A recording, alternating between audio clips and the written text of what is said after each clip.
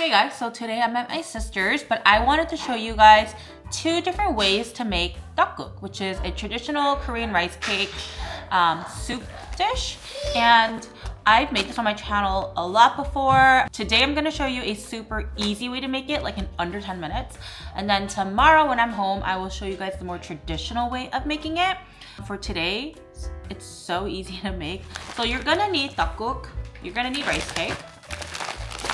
So I bought this from the store. You can buy any frozen rice cake or you can get fresh rice cakes and cut them if you want. We'll need some kind of bone broth. So I picked this up and you will need an egg. I'm gonna have some dumplings in mine and some green onion, but it's gonna be one of the easiest ways to make tteokguk and it's so good and so warm for this season. So I decided to do this video because the New Year's coming along and Koreans eat tteokguk on this day, and I will further explain why we do as we make tteokguk. So let's begin. First, I'll submerge some rice cakes into a bowl of clean water, and we'll also add bone broth soup into a pot. I'm gonna go back to why Koreans eat rice cake soup or tteokguk on New Year's Day, and it's to symbolize gaining 1 year of age. We're starting off the new year with the clean slate and wish for good luck, health, and prosperity. Some may even joke and ask, how many bowls of tteokguk did you eat in order to gauge their age? The long white rice cakes represent purity and cleanliness, while the round shape is believed to bring wealth as it resembles old Korean coins. Once the broth comes to a boil, add in the rice cakes and dumplings. I personally like the dumplings more than the rice cakes.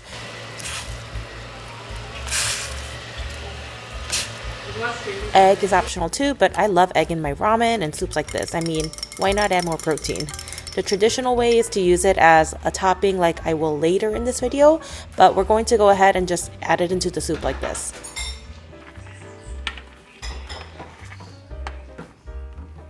Also throw in some green onions if you like that. I love green onions, so I'm adding in a lot. And we're done.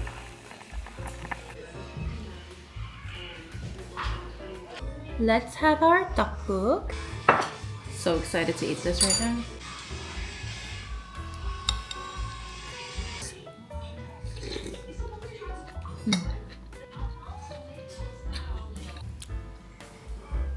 A lot of egg. And normally mandu is like not something you always add in, but I love tteokguk. I don't love tteok that much, but I really like mandu in my tteokguk. I didn't add any salt, any pepper. It's like the easiest. How many ingredients was this? 1, 2, 3, 5 ingredient tteokguk in under 10 minutes. If you can't tell, I also love green onion. Like, I love a lot of it. When I'm making sarlongtang, which is that bone broth, I add so much green onion to it, you could barely see the soup. I took a little bit out. Let's see if Ella's eating this well too.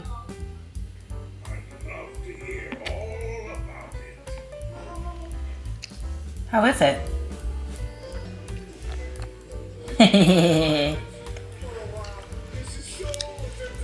Eat a lot, okay? Eat the mandu too, Ella. Okay, she clearly likes it. Normally eat this, you want to add some got seaweed flakes. Oh, normally when you make this, you want to eat it with kimchi, but Grace doesn't have kimchi at home at the moment. I'll finish this bowl, but I'll see you guys tomorrow for the traditional one. The next day, we are at my house now. I already have the rice cake soaking in water. Oh gosh, it's a great start. And I got some dumplings here. This is like a 1 to 2 servings. Like, it's a very big 1 serving. I'm making lunch for my husband today, but I'm also going to be stealing a little. So it's like 1 1/4 serving-ish. But anyways, we will begin with the more traditional one. So I am gonna go ahead and start prepping some things. I'm using flank steak today as my source of protein. I usually prepare flank for Korean soups like this, like seaweed soup, beef radish soup, etc.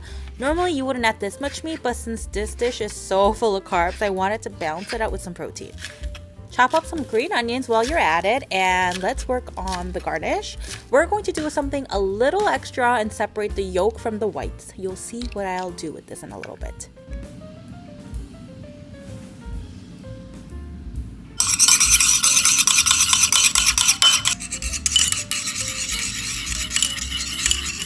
Let's season the beef with soy sauce, sesame oil, and minced garlic.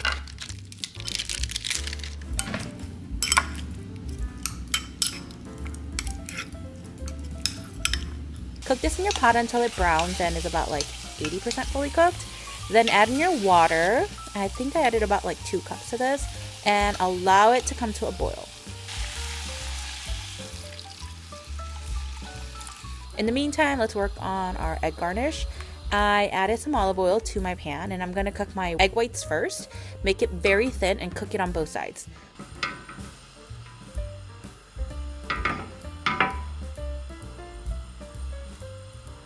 Mine ended up being very long, so I had to cut it in half to flip it, but I ended up ripping it anyways.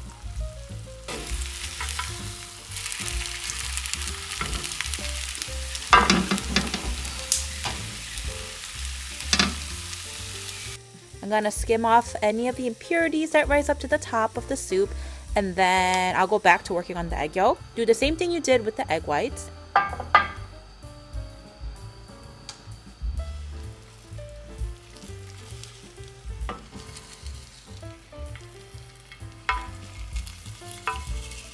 And I'll set the cooked eggs aside to let it cool. And now let's slowly work on the soup. Add in the rice cakes and the dumplings.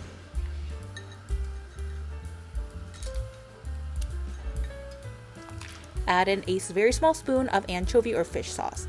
This will help deepen the broth, and if you need to season it further, do that with salt. Cook it until the dumplings and rice cakes are fully cooked. This step shouldn't take long, maybe about 10 minutes. Now thinly slice the egg whites and yolk into strips, and we'll plate our tteokguk.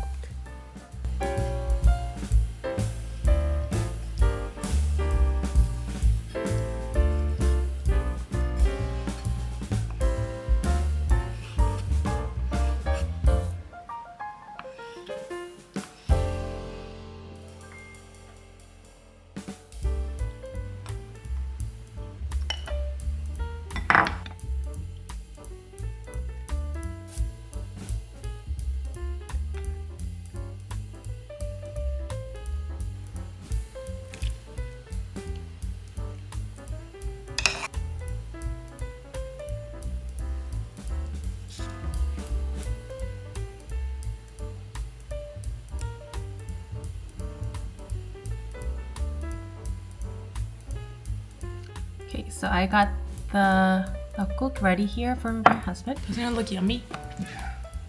So now we get to enjoy ours while my husband enjoys his upstairs. Let me know how you like it when you're upstairs. So clearly this is not as simple as the one I showed you guys yesterday. It tastes more like homemade.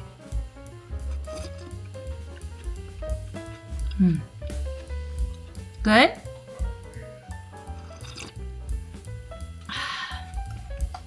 And I like that with this, you get a lot more protein with it, you know?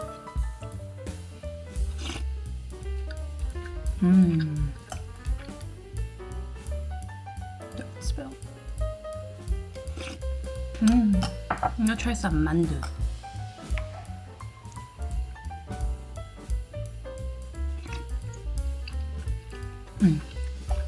So now you guys know how to make tteokguk, or rice cake soup, to enjoy the new year the Korean way. I'm gonna be eating most likely a lot of tteokguk that day because